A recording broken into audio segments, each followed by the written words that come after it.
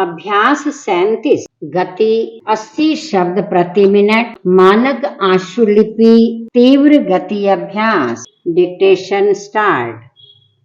आदरणीय सभापति महोदय, सोवियत संघ की स्थापना की 50वीं वर्षगांठ पर भारत और रूस के नेताओं ने जो उद्गार व्यक्त किए, उनसे इसी आवश्यकता को बल मिलता है कि अशांति और समस्याओं से भरे इस विश्व में शांति, सहयोग और सह अस्तित्व की जरूरत है। जैसा कि भारत के उपराष्ट्रपति ने कहा, रूस ने क्रांति का एक रास्ता दिखाया। क्रांति के लक्ष्य अभी पूरे नहीं हुए, लेकिन लक्ष्य तक पहुंचने के लिए यह जरूरी नहीं कि हिंसा का ही रास्ता अपनाया जाए। जिस प्रकार ईश्वर तक पहुंचने के लिए धर्म अनेक हैं, उसी प्रकार धार्मिक एवं सामाजिक लक्ष्यों को पूरा करने के लिए अनेक पद्धतियां हैं।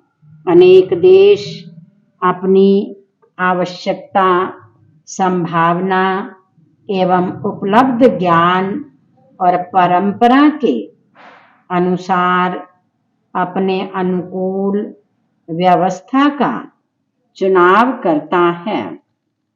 यह भिन्नता झगड़े का कारण भी बन सकती है और सहयोग का स्वस्थ आधार भी प्रस्तुत कर सकती है। पैरा भारत और रूस का बढ़ता सहयोग इसका सबसे बड़ा सबूत है कि सामाजिक और आर्थिक व्यवस्था में एक रूपता न होते हुए भी दो देश मानवता के एक समान लक्ष्य की ओर किस तरह बढ़ सकते हैं। जहां तक रूस का ताल्लुक है, इससे इनकार नहीं किया जा सकता कि 50 वर्ष की अवधि में वह विश्व का एक शक्तिशाली राष्ट्र बन गया। इसका श्रेय जहां सोवियत सामाजिक व्यवस्था को है, वहां उस टेक्नोलॉजी को है जिसके विकास के लिए सोवियत व्यवस्था की स्थापना से पूर्व भी काफी काम हुआ और आज भी हो रहा है। ज्ञान विज्ञान पर एकाधिकार का दावा कोई एक देश नहीं कर सकता।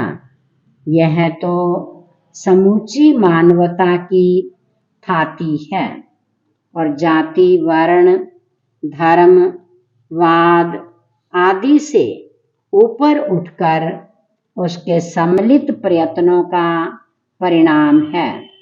रूस ने बाहर से बहुत कुछ लिया है और अब वह उसका नैतिक दायित्व है कि ज्ञान के इस पुराने ऋण को अदा करे। रूस अपने इस नैतिक दायित्व को विकासशील देशों की मदद करके निभा रहा है।